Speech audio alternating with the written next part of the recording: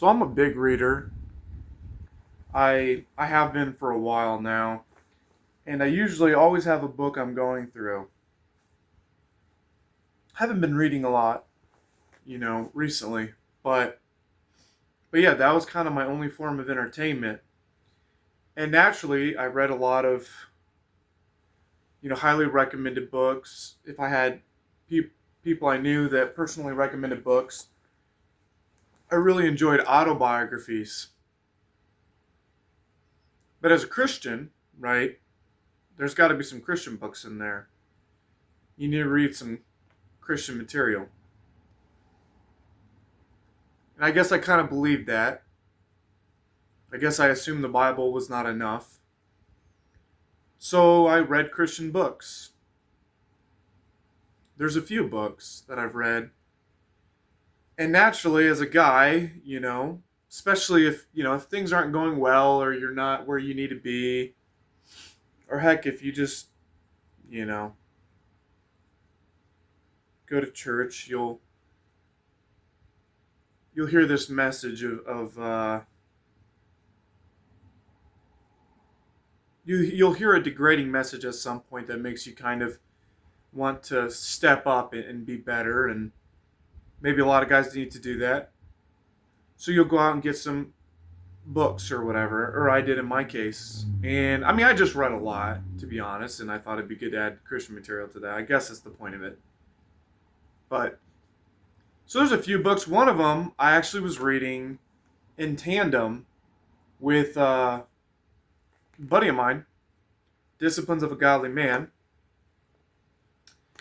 And, you know, it sounds like a good book. It sounds like, Disciplines of a Godly Man. Sounds like a good book. And the more I read it, the more, I was just kind of flipping through it because I like to underline. I like to underline stuff and write in the margins and whatnot. I kind of dissect my book. So that way I can look back through it later and see what parts were sticking out to me at the time.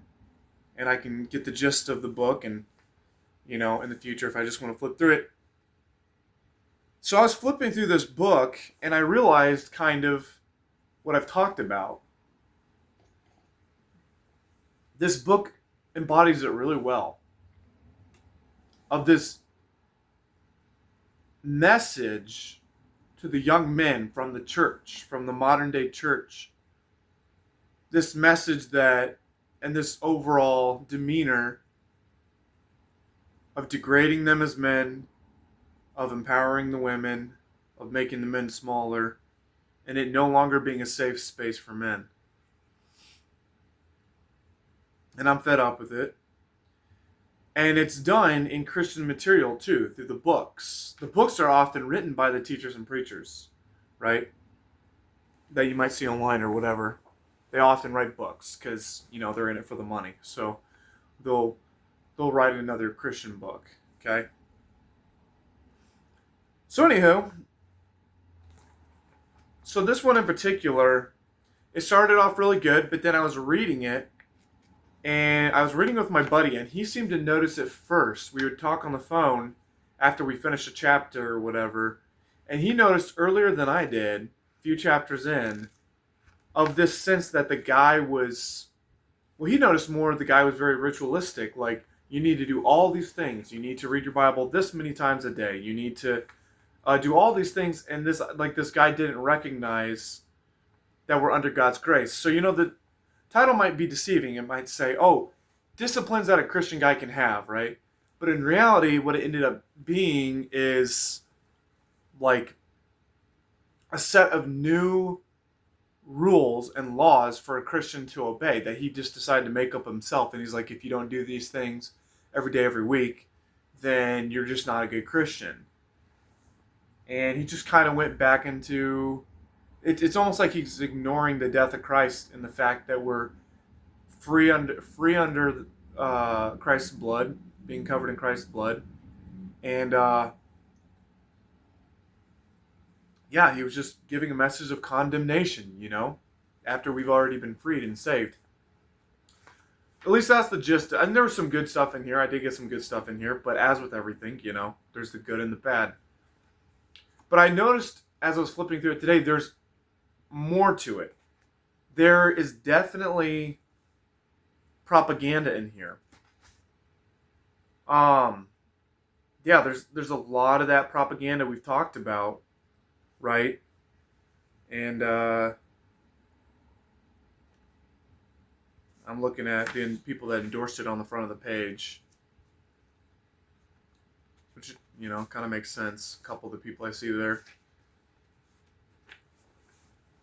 And let me I'll flip through a couple things, right? I'm not going to dive into it, but we'll go through the book a little bit, and I'll show you. And the point of doing this is to show you how these messages, these feminist messages, these messages that degrade men, what they do is they hide in Christian material, they hide amongst the truth, and they just find their way into your church, into your Christian reading material. And they're very overt out in the world, right? The world can just make ads and movies with just this full of this propaganda, but the church and the Christian world, it does it as well. And it's just a little bit more subtle, right? It's a little bit more subtle. But the results are the same. The results are the same. In fact, it's even more evil because of how it's like stabbing you in the back. It's like trying to shake your hand. Hey, we want you to be great men. We want you to be, but in reality, what they're doing is they're indoctrinating you. And they're trying to belittle you as a man. Maybe because they've believed this crap themselves, but... So anyways, I'm just going to read through it. I haven't really looked through any of these. I flipped open a couple pages. I'm like, oh, that's something interesting. But I really haven't dissected this or dove into it. So maybe this is something we can do in the future where I actually prepare more. But I'm just kind of, flying by the seat of my pants. So a few things he's talking about here is... There's a quote over here that's talking about suffering. Christian marriage vows are the inception of lifelong practice of death, of giving over not only all you have, but all you are. And then he goes on a few sentences later. Christ's call to Christian husbands is not a call to be doormats, but, and there's the but in there, a call to die.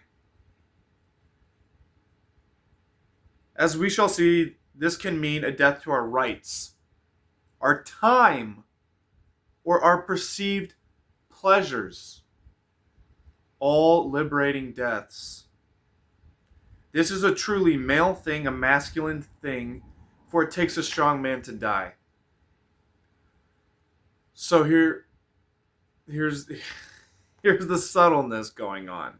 He takes a passage where it essentially says, husbands, submit to your wives, and then men, love your wives. Wives, there's that propaganda coming through. I've been indoctrinated, right? Wives, submit to your husbands, and then husbands, love your wives as your own body, because if you love your wife, you're also loving yourself, right? And then there's this message of how, Christ gave himself up for the church, like he even died for the church, right? So there is that element of death, right? There's that element of where the picture of Christ in the church, and Christ gave himself up, but ultimately Christ is glorified in the end. He was glorified while he was doing it. He was praised while he was doing it, and he's going to be praised forevermore, right? And he will reign. He's going to reign, right? But there's just this beautiful picture of that, right? And what Christians tend to do is they tend to just single out that one part, right? The part where it's like, okay, they'll take that one section where it talks about love your wife, and then give the example of how Christ in the church, there's a similarity there with husband and wives, and how Christ, he died on the cross. And then the message they get is, what I just read right there. Don't be a doormat, but, give up your rights. He literally says, but we should see but we shall see. This can mean a death to our rights, our time, our perceived pleasures. They're all liberating. This is a truly male thing. This is a truly male thing, a masculine thing, for it takes a strong man to die. You know, this is kind of the message we've been getting as guys. Your needs don't matter. Your desires don't matter. And you need to give it all up for your wife. Essentially a call to slavery, to your wife, to her needs. And you know what's kind of funny, right? There's another verse that talks about this, right?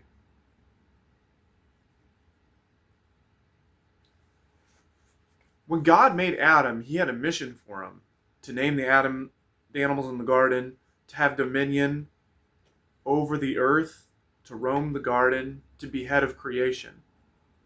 And then Eve came into the picture. What was the purpose of Eve? It was to serve her husband, to be a helper. He made Eve because it was not right that Adam did not have a helper. So then you have, that's the picture of creation. That's the picture of man and woman. But the church says that's not the case. It takes this one verse about husbands, love your wives, and these authors, they expound upon it and add to it. Our job was never to please, to appease, to give everything up for our wives. I don't believe that. That was not the case. And I know it's not because I read the Bible and it says Eve was added as my helper. I wasn't added as Eve's helper. But that's what the church will tell you. Your job is to make your wife comfortable, to make her well provided for, to lift her up, support her, and make sure her needs are met. Now, making sure her needs are met and making sure she's supported and comfortable, those aren't bad things, right? But baby, Adam was made before Eve. Adam had a purpose before Eve was even around. So Eve is not my purpose. My purpose is not, if I can do those things, I can make you feel comfortable and in some aspect support you and lift you up a little bit. That's good. But you are here for me. I am not here for you. I don't care what the church is saying. You are here for me. That's why God made you. That hasn't changed. I was not made for you, for your pleasures, for you to feel comfortable, right? For all of your needs to be met. You were actually made to meet my needs, to be my helper. And that can sound, it shouldn't, but it can sound controversial, but it's not. You can't open your Bible. You can't get past the first couple pages without coming to that. And then, of course, you'll see that message throughout the Bible. But the church does a good job of ignoring that, and the Christian authors do as well. And they twist it into this idea that you were made to be the helper. That your mission is your wife. It's like, no, dude. Adam had a mission before he had Eve. He had a mission before, and Eve was not his mission. That's not to say you shouldn't support your wife and provide for her. But they've got it all twisted, man. What else does it say here?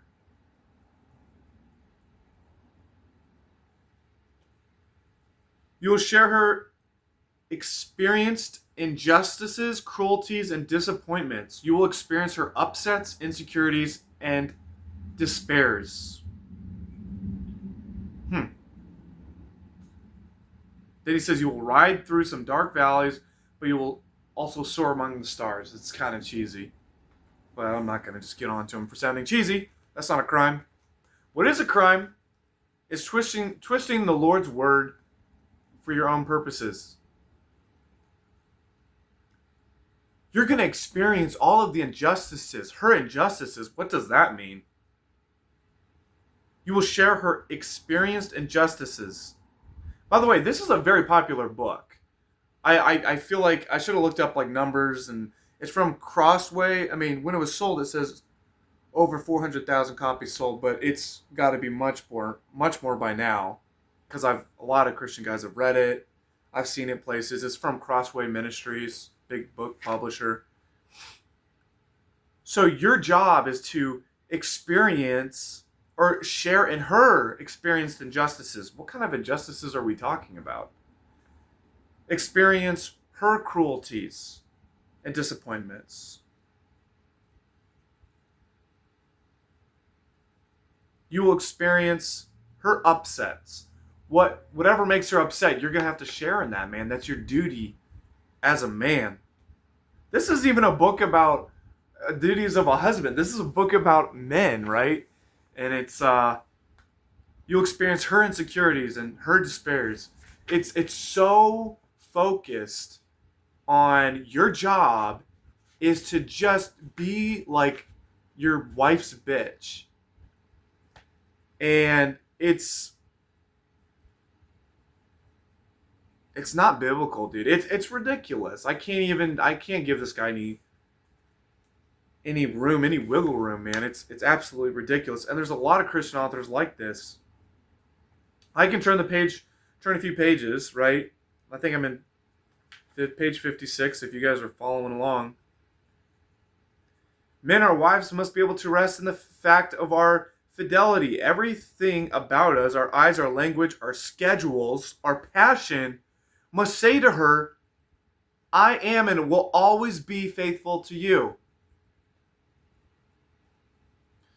Okay, so this sounds good, maybe to some people, but it's not biblical. I don't think it's biblical at all. His underlying message here, right? Hold on a second.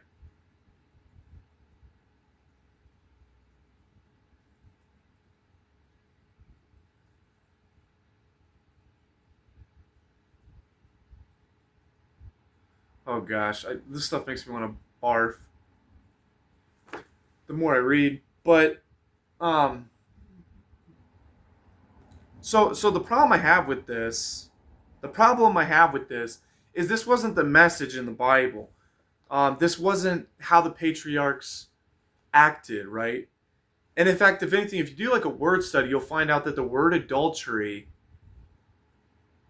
the word used for adultery in the Old Testament, so I guess that would be the Hebrew, it was primarily, almost exclusively used for a woman having sexual relations or cheating on her husband, being with another man. That's what adultery was used for. Or that was the feminine side. The masculine side was if a man took another man's wife. And in the original Old Testament script, as far as I understood, I've listened to a few studies on it, the man could not commit adultery with an unmarried woman, right? And that's why we see the patriarchs have multiple wives. They used their wife. There's a few instances where like Jacob and where obviously Abraham, maybe had a kid or lay with their wife's maiden or maidservant or whatever, right? So, and then obviously with David, there was instances like, right, with multiple wives. And there's the instances where in the Bible where like a wife actually brought a woman, she couldn't conceive. I think that was the story of Jacob. And she's like, here, have a child through this, my servant, my female servant, right? So anyways, I don't want to get into the weeds of it, but the emphasis is not, we are not the same, right? In the Old Testament, I think that remains true today, where it's like this idea that, and I'm not trying to like promote polygamy by any means, but yeah, it's just not a biblical message that like your eyes, your language, our schedules, our passion, everything must say, I am and will always be faithful to you. Can you imagine the patriarchs saying that? They wouldn't say that. They wouldn't say that. I mean, they had multiple wives. They had, and God was cool with it, right? He didn't condemn it. The only time he condemned, like David, for instance, was not having multiple wives. It was because of Bathsheba, right? And he murdered and committed adultery, but he had nothing to say through the prophet that came to him, right? The other, I think it was Samuel, right? But the other women, right? So it's not like I'm trying to make a case for polygamy, right? But just realize that this is a very modern approach to men. It's like this idea that you're just every bit of devotion, every bit of he literally says our schedule, our language, our eyes, everything must scream, "You are mine. Um, I will always and forever be faithful to you." And it's just kind of ridiculous. It's not like the idea of, you know, having a single monogamous relationship where it's just the two of you and you're not looking at other girls, you know. Obviously, like if you're married and you're devoted to her, and that's the understanding, then you don't need to be doing that. But that's not the emphasis here at all, or shouldn't be, I suppose. But he has it there, right? I mean, he has a section here where he's talking about a commitment to building up your wife is of greatest importance. Men, if you think what your wife does is less important than what you do, you are wrong, and you have big problems. I mean, to be frank, it's just not true. Yeah, my job is more important than you. I mean, why would God create me? He has a mission for me, and then he creates the helper. Whose job is more important? The one doing it, me, or the person that's helping me do it? I mean, it's important. Her job is important. I need her. God even said in the garden, it's not good for man to be alone. He needs someone to help him, a helper. But God understood this. God understood the hierarchy of positions, of jobs. Why do we have all these Christian authors writing to us saying, if you think what your wife does is less important than what you're doing, you are wrong and you have big problems? Excuse me? Why do we have this feminist ideology in the church, in popular church books? I don't know. It's crept its way in. But there's just this underlying message, right? If you just take the texts by themselves, it's not a big deal, right? Just one. Just like if it's just like one thing there.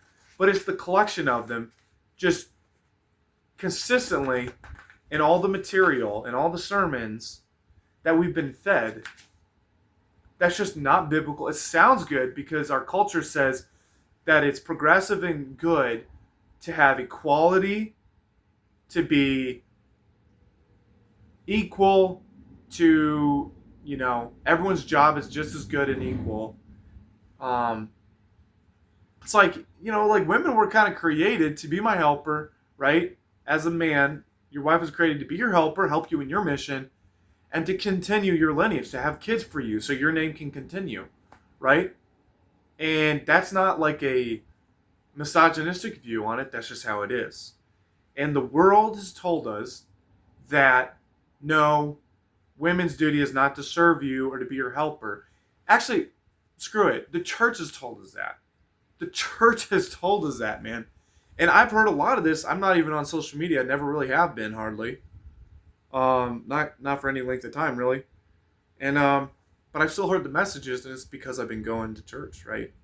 So, yeah, I think men, this is just another example. A well-meaning, I don't even know if it's a well-meaning, honestly. It's just a popular book and with a typical Christian message. And I could just flip through more. I literally just cracked it open. I haven't even gotten to the stuff that, I haven't really gotten. I just flipped it open. So, but just, you got to be able to spot it. You got to be able to see that it's there. And it's like, no wonder we're at this point, right? No wonder. Because you've got the culture doing their overt propaganda, their, degrading of men and lifting women up. And the only person that should be battling the evil, the only group that should be battling the evil is the Christians, is the church. But this institutional church has become a joke.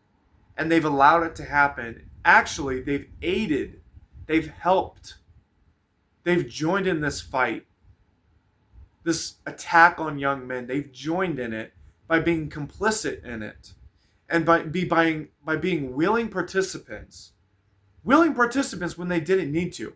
The state wasn't knocking on their door saying, hey, you need to pump out this material, you need to write these Christian books. No, they've just collectively promoted it and allowed it to be.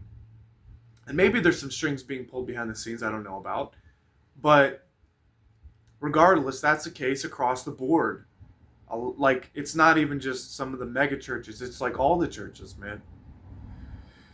And it's because, I guess my only reason for it would be that God isn't in a lot of these churches. And what has happened is the devil's been able to move freely and cover up certain truths and keep it quiet. And they've just done essentially what the culture's done, which is degrade men, which is raise up and platform women, put them on a pedestal, man. It's like, no, they shouldn't be put on a pedestal. In fact, not only that, they shouldn't just be brought down to my level. Their level is not here. They're not here. It's not like man here, woman here, and women are raised up right now, right? Men are pushed down. No, we don't need them like brought down here and men, brought up a little bit and now they're even. That's not how the order of creation is. That's not how God made the world, right? I got so many verses I could use to support it that I just don't even have in front of me right now. But it doesn't take long for you if you read your Bible, yourself, not just like listening to a pastor, but you read it for yourself, you'll come to that conclusion, right? It's even axiomatic, right? And just the way creation is structured, the way the Bible's primarily about men, and like you can just, you don't have to be a genius, but I can actually find like specific verses and whatnot to support that idea, and maybe I'll do another video about that, right? So anyways, I just like realizing this stuff is in your Christian material, it's in your Christian books. You got to be looking for it because it's there, man.